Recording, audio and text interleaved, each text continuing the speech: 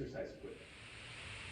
Well, hello, and welcome to another video by Fitness Technology Services. So today is definitely a request video. I've had a couple requests on how to adjust tension on the steel cable.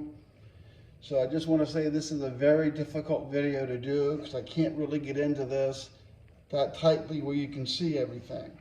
So basically, the cable is running like this. Okay, this end goes into the gear motor and this end goes into the flywheel. So basically what we're going to do is we're going to have the magnets drop down as low as possible so they sit closer to the flywheel, which will increase the resistance some. Doesn't make a ton of difference, but it does make a difference. So the first thing you want to do is you want to make sure that this inside cable on the part that hooks up to the flywheel, its nut is back as far as it can, all right, if you're trying to get the maximum. All right, so what I need to do on that, and this is what I was afraid you wouldn't be able to see, is I'm just turning this one back a little bit.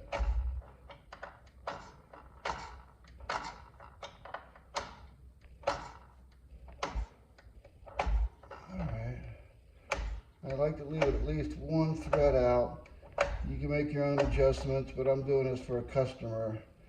So I'm not trying to make it any more difficult than what it was. The original cable, the nut was adjusted right about here, which I don't know if you can see that or not, but that's like 2 threads showing in there. This cable obviously broke. All right, so on the next part of it, that's the most we can get. Install your cable. This is not a video on installing the cable. It's a video on adjusting the tension. I got plenty of installing steel cables on my full channel, Fitness Technology Services. So despite not being able to see it, let me change real quick. I'm going to show you the other half of this adjustment on the gear motor itself. Hang tight. All right, so in the second half of this is now we need to adjust the part that goes into the gear motor. Also, have the gear motor where the spindle head, the pulley head is all the way down. That's for maximum resistance. That'll give you the most cable to work with, really. So now what we're trying to do is you'll see on your flywheel, you'll hopefully, same flywheel, have 4 little lines on it. So we're trying to get the magnets to drop down as far as possible, all right?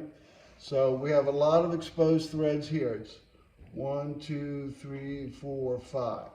So as you turn this towards the gear motor, it will release the cable and allow the cable, hang tight, can we do both? Yes, and allow the cable to drop the little lever down. All right, so we're going to take a quick look at that. Hang on 1 second.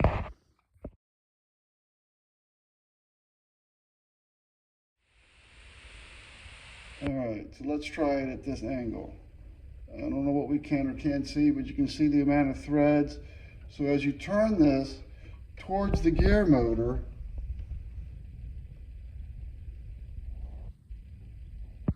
the flywheel lever, as you will see, where are we at? Right down here. Okay, good. So as you turn this towards the gear motor, you'll see that the lever is dropping down some. As you turn it away, the lever will pull up. So the closer you have the steel cable,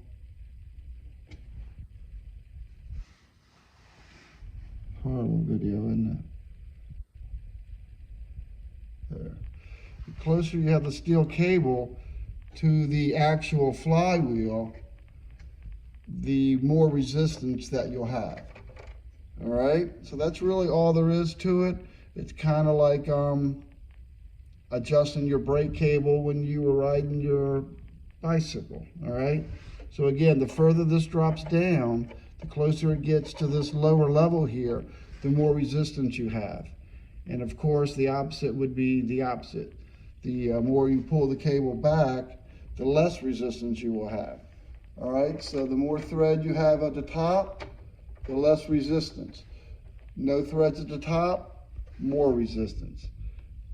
So I'm sure this is going to be a sketchy video with nobody really liking it, but I did get a request for it. All right, so that's it. Thanks a lot.